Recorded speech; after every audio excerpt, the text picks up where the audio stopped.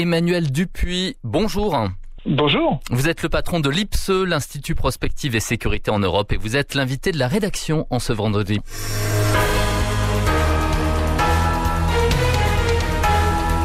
La fin de 6 semaines de combats meurtriers dans le Haut-Karabakh, cette région montagneuse dans le Caucase que se disputent depuis fort longtemps l'Arménie et l'Azerbaïdjan.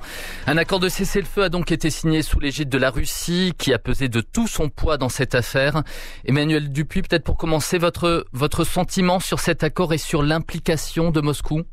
Oui, alors c'est une double implication puisqu'il y a non seulement Moscou mais Ankara, puisque une partie de l'accord précise que la Turquie aura son rôle à jouer dans le mentoring de cet accord. C'est un accord qui advient après des combats meurtriers, comme vous l'avez rappelé, plus de 1500 morts, au bas mot, puisque pour l'instant on n'a pas vraiment une vision très précise, mais on sait par contre que cette situation ne pouvait plus tenir. L'Arménie a eu à subir beaucoup d'échecs militaires de la part d'une armée azerbaïdjanaise plus moderne, ou en tout cas plus soutenue par des partenaires militaires que sont la Turquie et Israël, avec une Russie qui n'est pas intervenue alors que l'Arménie l'avait demandé, mais la Russie, d'une certaine façon, a, avec cet accord, une nouvelle configuration stratégique où elle est désormais présente dans les trois républiques qu'elle a perdues en 1991, au moment de la dissolution de l'Empire soviétique, la Géorgie.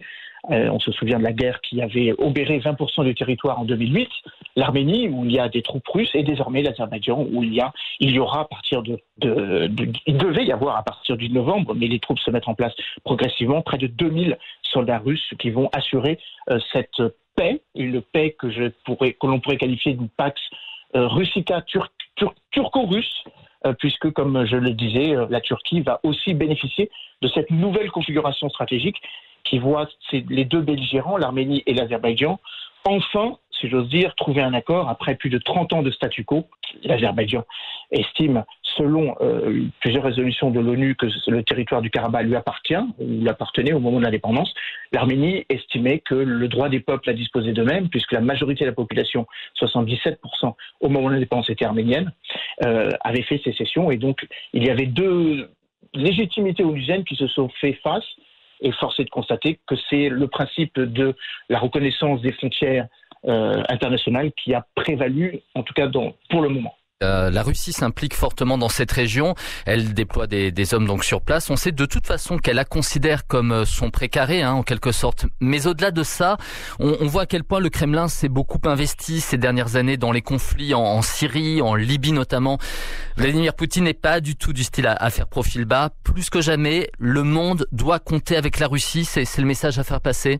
Alors le message il est double, c'est effectivement celui que vous venez d'évoquer. La Russie s'est impliquée de manière complémentaire, en tout cas c'est le narratif officiel qu'emploie Vladimir Poutine et son ministre des Affaires étrangères Sergueï Lavrov, en disant que parfois quand des médiations ont un peu de mal à se mettre en place, je pense notamment à la Syrie, je pense notamment à la Libye, que le processus onusien patine un peu, il faut des acteurs un petit peu plus présents sur le terrain. C'est le cas de la Russie avec son déploiement à partir de 2014-2015 en Syrie.